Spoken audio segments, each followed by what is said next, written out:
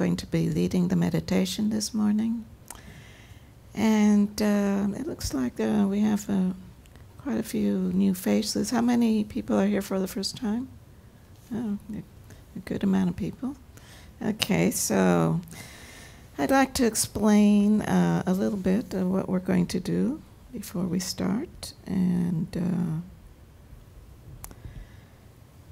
we're going to do two practices today, two meditations. Both of them were given to us by one of our teachers, guiding teachers, which is a Lama in Tibet. His name is Adzun Rinpoche. And both these practices are good for everyone, whether you're a beginner or a seasoned practitioner. We can all benefit from it. So, before we start, I'd like to explain a little bit about posture. In meditation, it's really important to have a straight and relaxed spine. So whether you're sitting in a chair or on a cushion, just make sure that your spine is around as straight as possible without it being too inflexible. One way to do it, what I like to do, is just raise my arms up high and then bring it down without moving the back. And you'll see that you're in a pretty comfortable position as far as the spine. The spine is straight. Shoulders are slightly back. We really want to have a position that's comfortable, relaxed. Just relax your shoulders, relax your hands. One way to relax your face is just to slightly open your mouth, and you'll feel that all the muscles on your neck and your face are more relaxed. But always with the spine straight. And one of the reasons why, one of the reasons why we want to have a straight back is because it's simply more comfortable to sit for a relatively long period of time with your back straight.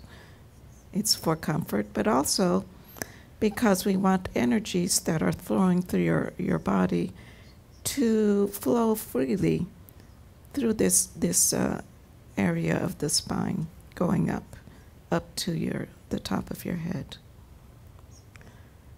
There are certain energy centers that go through this area, which need to be open at this time as we meditate.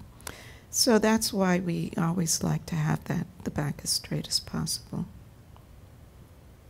What we're going to be doing in our practice is we're going to try to develop mindfulness. Mindfulness is just being in the present moment and being aware of everything that goes on in the present moment. So what we're going to do is, in order to develop our mindfulness, is observe our breath. We're going to observe how we breathe in and out. It's sort of like what we really want to do is feel ourselves being breathed in and out. Feel your body, feel yourself. Some people like to concentrate on a certain part of their body.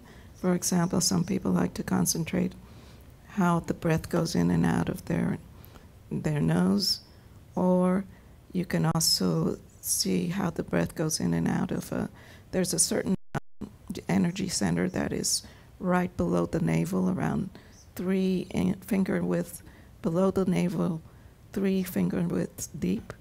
You can concentrate on that area and feel how the breath goes in and out. But we just want to be present to our breath. Be present to the moment. Feel how the breath constantly changes. You inhale, you exhale. As we do this, we're going to notice that we become distracted. And it's very natural to become distracted.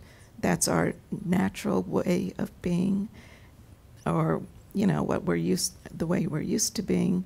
But what we really want to do is try to develop being in the present moment. So whenever you feel that you've become distracted, just say to yourself, thinking, thinking, go back to the breath. And don't be discouraged if you find that you've completely lost your concentration on the breath. It's natural, especially if you're new to meditation.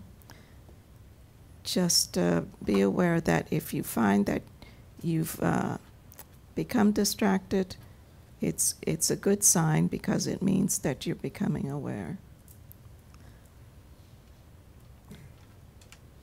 Just go back to the breath. So we're going to do this for a few minutes, and after a few minutes we're going to chant a sacred syllable, which in Tibet is the syllable hung. And this syllable it's supposed to be associated with enlightened mind. We're going to chant hung several seconds. Each person will chant it at their own pace. So you'll just keep chanting hung, and naturally it's going to die down, and we'll go back and just go back to observing our breath. And the chanting of the hung sort of helps us to clear the mind a little. So it's you'll experience it for yourself and see how you feel. We'll do this for about 20 minutes, and then we'll chant hung a few times, and then we'll take a break. So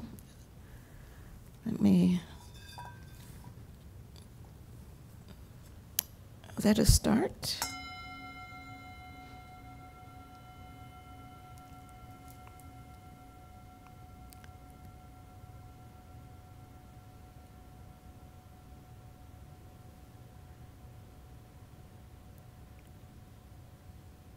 Start by observing your breath.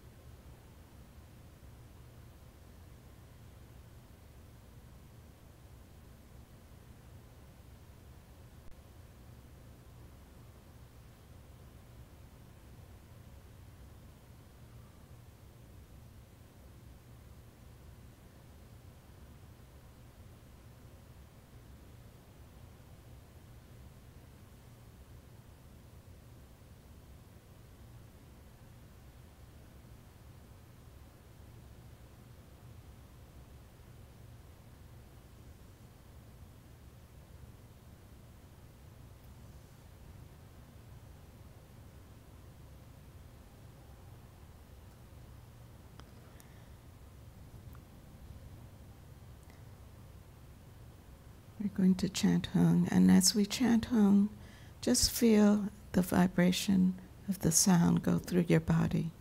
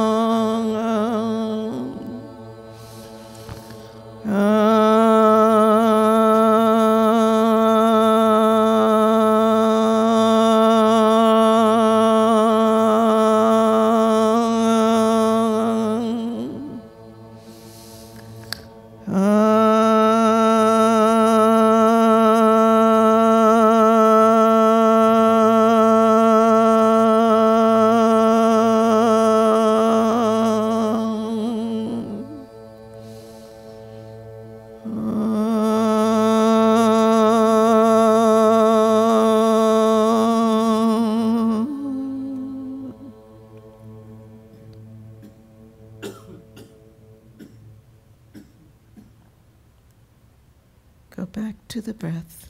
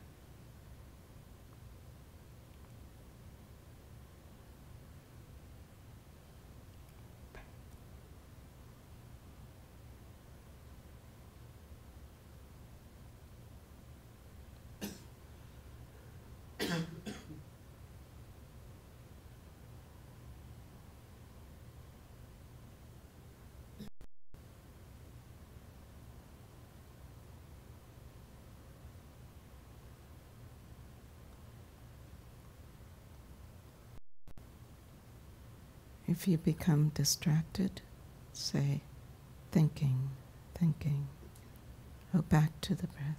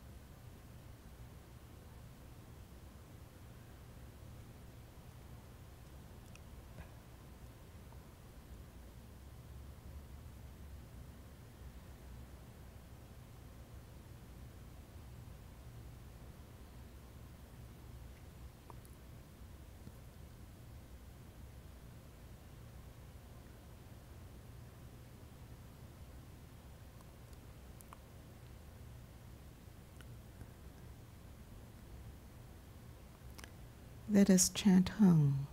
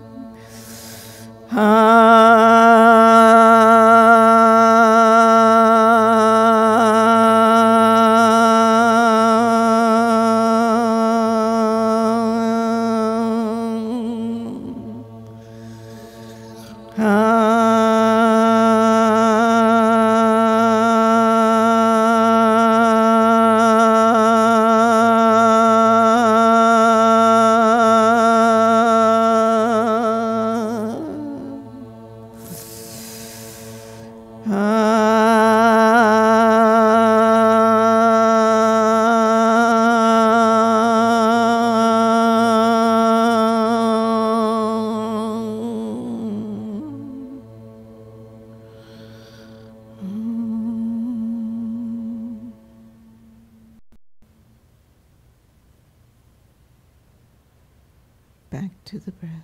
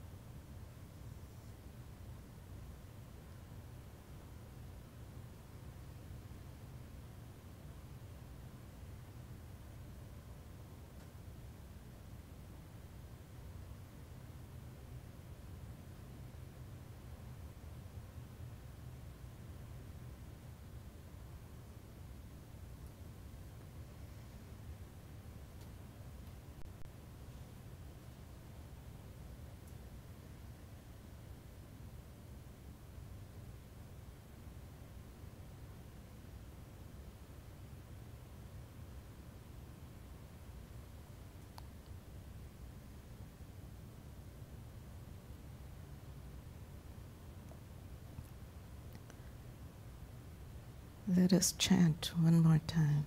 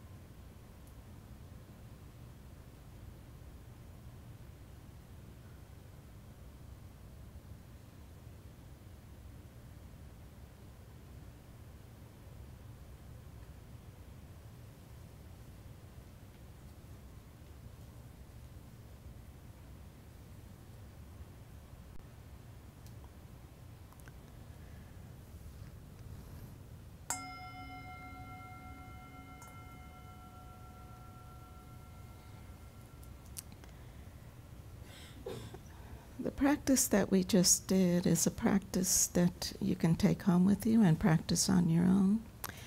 If you're new to meditation, it's good to just do it for short intervals, like 5 minutes, 10 minutes, whatever you feel more comfortable doing. But it's good to start off with just a short practice. And you can do it many times throughout the day or just once, but it's good to do it on a daily basis. I'd like to talk a little bit about the benefits of acquiring mindfulness and of doing this practice that we just did. And last time that I did a talk, I talked a little bit about it. But just to recap, and for those that were not here, I was mentioning as far as the benefits of mindfulness goes, there are what they call 7 factors of awakening, or getting a little bit more enlightened as we do mindfulness. So the 7 factors are mindfulness itself, discrimination or discernment of states, energy, rapture, calm, concentration, and equanimity. Just to recap on mindfulness, mindfulness is really the most important factor because it's what pervades all the other factors. It's what allows all the other factors to occur. And you can never do too little mindfulness. Mindfulness, it's good to develop and have with you throughout the day. It will help you in all areas of the day, of your daily activities. And the qualities of mindfulness is really that you don't forget the present moment. You're in the present moment. You're aware of the present moment. You know you have presence of mind of what is happening around you. You're not lost all the time in your thoughts, but you're aware of it, of what's happening. You're aware of your body, your mind, and what your mind is doing. And you remember. And part of what is good to remember is what Buddha taught is what is beneficial for you and what is harmful for you. And so basically what is beneficial, it's sort of like it's like acquiring an inner moral compass. You know what factors or things are good for you and good for others, and what can be wrong. So basically what Buddha said, anytime that there is greed or hatred or delusion, these are things that are harmful to you and harmful to others. And by delusion, it really means not being being so caught up in your thoughts that you're not aware of things as they really are. So, as we become mindful, we acquire that inner compass. We become more present to what is occurring around us. And then we use a certain amount of discernment to see what, if this action is beneficial or not. When we do this, then we begin to sort of realize what our habitual habits or patterns are that may not be beneficial for us, may not be correct, may be causing harm in others or in ourselves. And as we do this, it sort of helps us to loosen up those attachments or those patterns that we usually have. So as we loosen them up, it's easier to not fall into those habits again. So as we do this, what we're really doing is we're sort of acquiring an inner wisdom. And as we do this also, we come into what is our third factor, which is energy. So let's see how this energy arises, because as we know, energy is what really helps us or impels us to act and to do things. And it develops a certain effort in us. Now, all of this energy really is, it could be used for good or it could be used for bad. So we have to be very skillful how we use our energy, and also very skillful how we use our energy and effort while we meditate and outside of meditation. So energy is, it can give us strength and it can give us courage. Strength to shore up whatever is that needs to be shored up. and courage to face whatever difficulty or obstructions that you may encounter. But at the same time, you have to know how to use it skillfully. And by skillfully we mean that you're not forcing the mind to do, especially when we're meditating, we're not trying to force our minds to do something that we're trying to gain a certain effect, or, we're trying to say, okay, I want to stop thinking. Well, it's not something that you can do very easily. If you try to force yourself to do it, your mind becomes too tight. When it comes too tight, then you lose that mindfulness.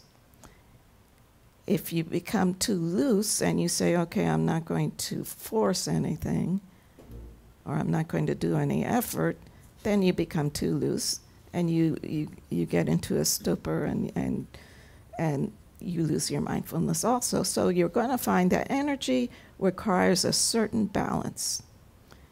Your mind, you have to observe your mind. You have to see if your mind is getting too tight or if your mind is getting too loose. So this is a cycle that is good to observe, especially as we practice. A lot of times, we just have to be aware that the mind has to stay open and receptive.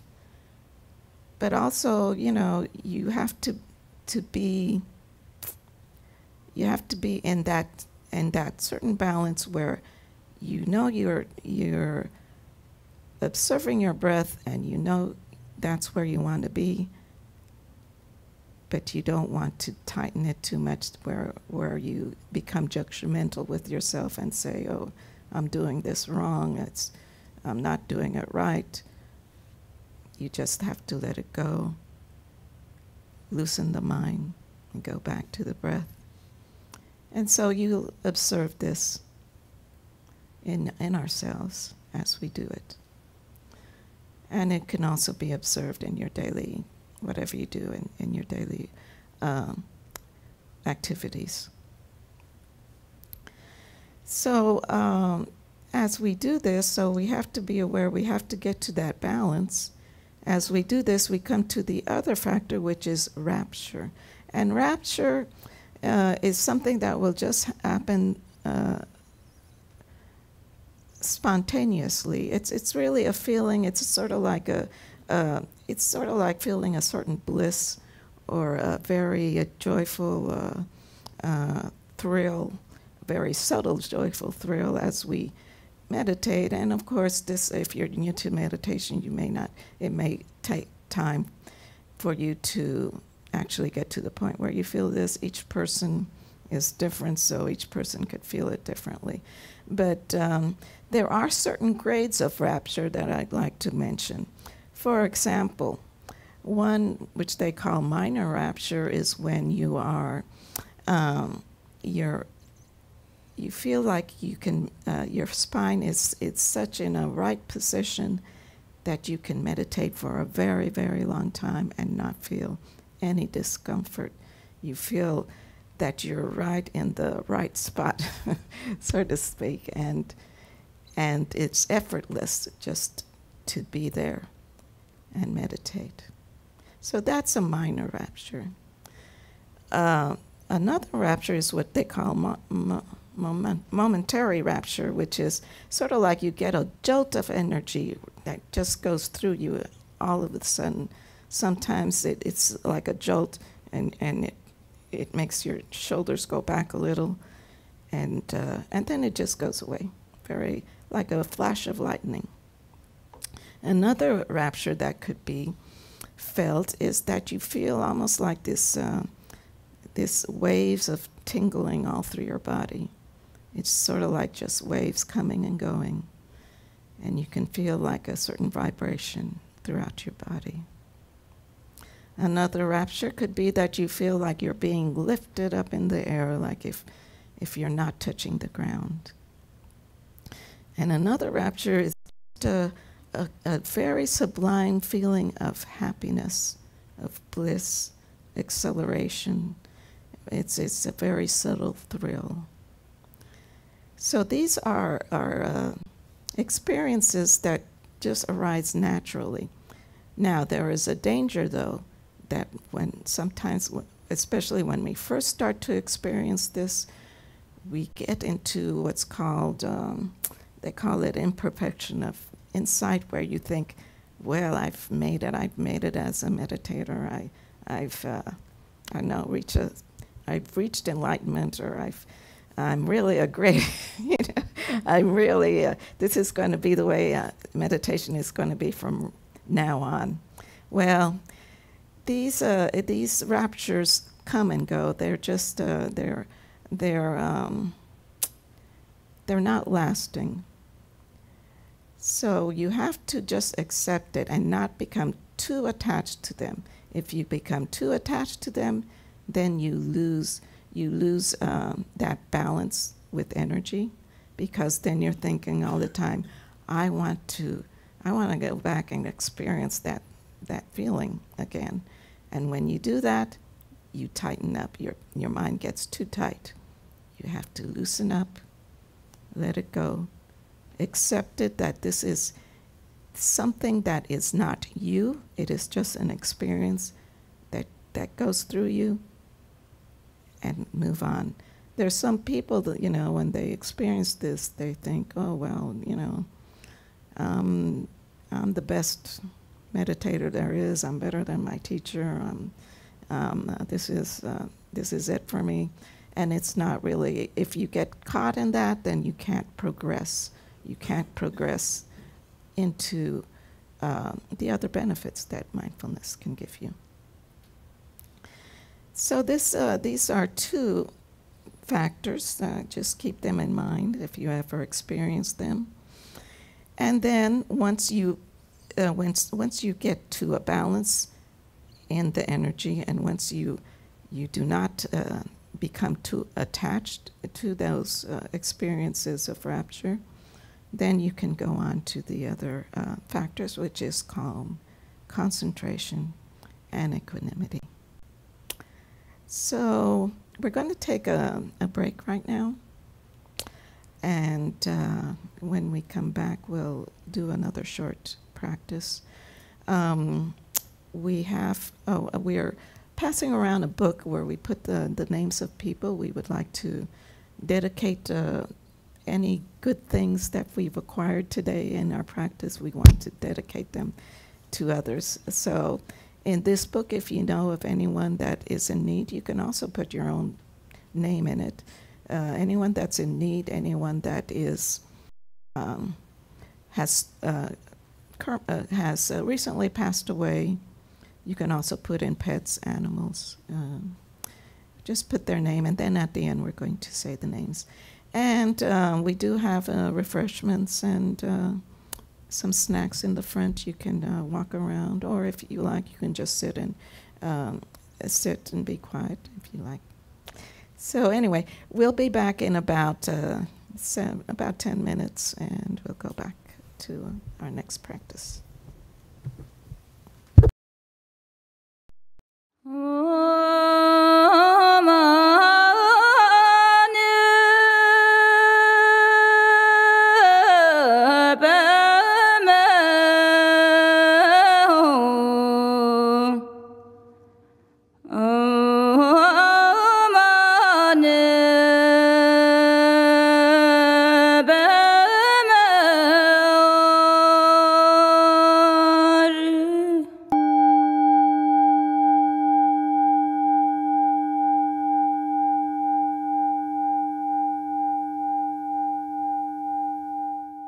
Dawn Mountain offers traditional Buddhist teachings, primarily in the Tibetan tradition, in a way that is accessible to contemporary Americans. Having studied and practiced for many years under recognized Tibetan masters, and understanding that these teachings provide a way to realize the natural state of mind that embodies profound wisdom and deep love, Anne Klein and Harvey Aronson wish to share these traditions here in the United States. As a result, they established Dawn Mountain in June 1996, based on the core belief that it is possible to cultivate a better understanding of our deepest nature, which in turn facilitates new levels of mental calm and self-acceptance. So our inspiration really comes from our love and gratitude to our own teachers. They spent so much time and care with us over many, many years. Kaizen Rinpoche was extraordinarily compassionate. He had a terrific sense of humor, and just his ability to be present and immediate and just there. Adzon Rinpoche is extraordinarily compassionate and grounded. And we've had extraordinary experiences with Adzon Rinpoche, whom I met in Tibet in 96. And I've had many, many, many, many hours of just, one-on-one conversation, a person who has tens of thousands of students to attend to. Okay, there's this wealth of cultural wisdom in Tibet. It's encoded in texts, in practices, in rituals, in art, and many people in the West are attracted to it, and yet Westerners are Westerners. We're Westerners. We're not monastics. We may dedicate our lives to practice in our heart of hearts, but we have families, we have jobs, we have all kinds of responsibilities. So how can we communicate and really experience transformation through these practices? For that, some kind of bridging is necessary. We're also a community center, nonprofit community center, which is the hub of our work extending life skills, the life skills of cultivating calm, of cultivating ease in life, of cultivating kindness. What did you do today that you liked? Make the glittery thing to show your anger. And what happened when you shook up the glittery thing? It made me feel a little bit like I wanted to meditate in peace. And then the Research Institute is where we look at what we can provide by way of information gained through research for the interested public. So we've mentioned that our own teachings here, which are drawn from work that we've done, our own translation work, our own study, and so forth, some of these will start appearing as pamphlets for practitioners here, and some of them will become books that will be published and will be widely available to the larger public. And I am right now in the process of gathering a team to translate a text from this tradition, which he powerfully feels and which I also have a very, very strong wish to see translated. And we hope to do more of that. We've seen people telling us how their lives have changed, how their lives are improved, the comfort, the inspiration that they feel coming to Dawn Mountain.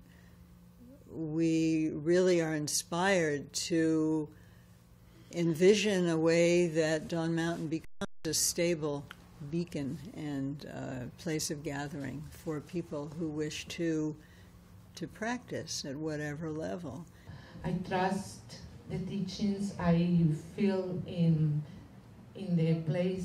I feel that I am constantly fed. And I can feel my breathing better because of the way my legs are positioned. How long have you been sitting like that? I learned it when I started coming here. And it's not only been in the spiritual sense, but also in every aspect of my daily life. I feel that I'm less stressed out. I don't get as angry or as depressed as I used to. It's good. They how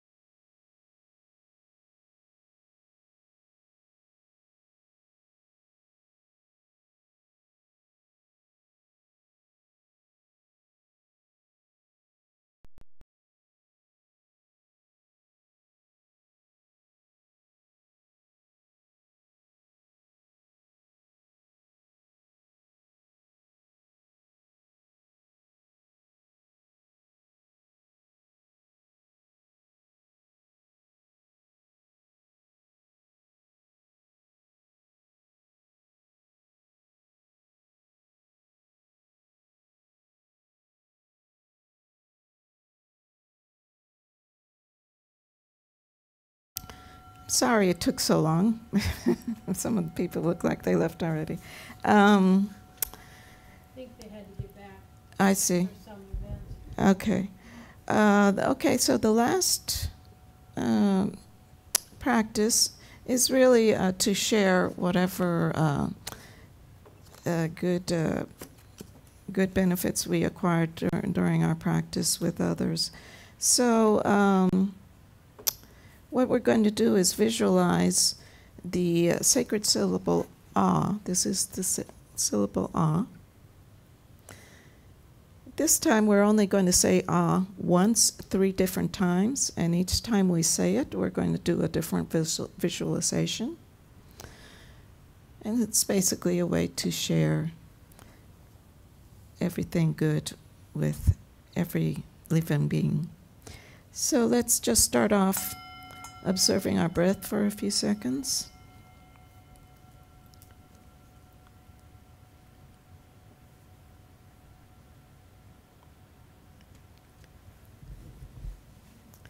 The first time we chant Ah, we're going to visualize the white light of Ah within your heart. And as we chant Ah, this white light that is at your heart center will spread throughout your body, and all the cells in your body will be filled with white light.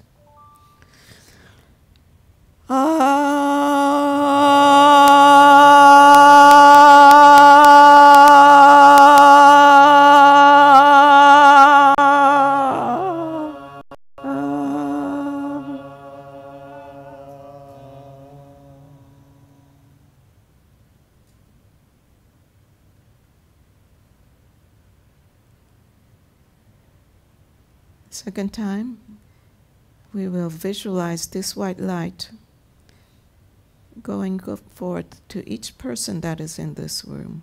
Each one of us will receive white light, and each one of us will send white light.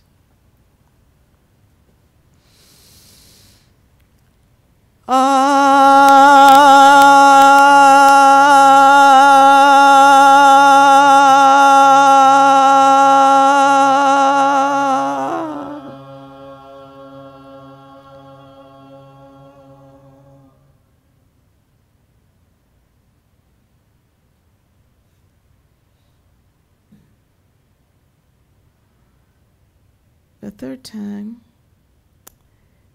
we will send this white light that is here throughout the city, throughout the state, throughout the country, throughout the world, and throughout the whole universe to all living beings.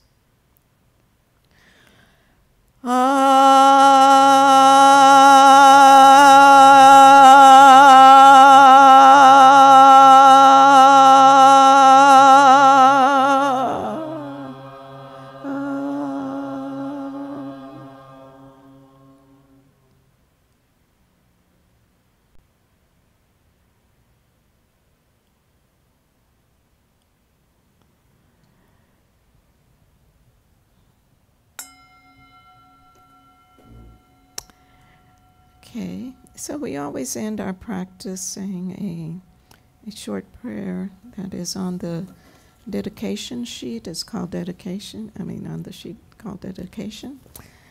So before we do, I'm going to read the names that are written down here. And then we will do that. Juan, Gina, Byron Bradley in the Bardo, Lucian family, Barlow family, Marvin Hairgrove is in a Bardo, Veta B, Asher, recovering from illness that almost killed him, Tim Howard, Norma Hoffman, Ben Kellogg, Monique, their grandmother, her grandmother, deceased in the Bardo, Louis Jolivet Jr., recovering from surgery, Pabu John Shock, my dear friend Anna, Adam Roshap, Fatty Grandma, Avani and family,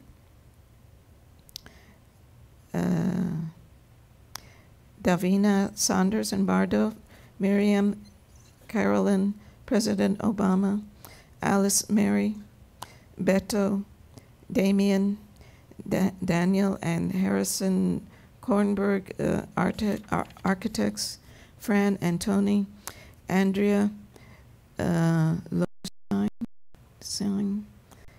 Kasumi, Tashi, Claudia and family, Rayleigh and Casper and Jessica, Bobby, and all ill children. By this good may I swiftly once become a great guru, lead all beings, everyone, to reach to that very ground. I'd like to thank all of you for coming. I'd like to just mention we are we started the new summer series with Anne and Harvey. And for those, well, I think everyone knows Anne and Harvey here. So I'm not going to say too much about them. But they are here every first and third Tuesdays, giving the Teaching Tuesdays, what we call Teaching Tuesdays. And the summer series is about equanimity. So this is really a very interesting series to come to. And I believe Anne will be here next Tuesday, the following Tuesday. It's next Tuesday. What we're having is Practice Tuesday, which is, and then we can come together and practice the same way we practice today, or do whatever practice you would like to be working on at this time. And we do that every second and fourth Tuesday from 6:30 to 7:45. So if you'd like to join us at that time, please come. And I don't know if there's any other activities, or would you like to?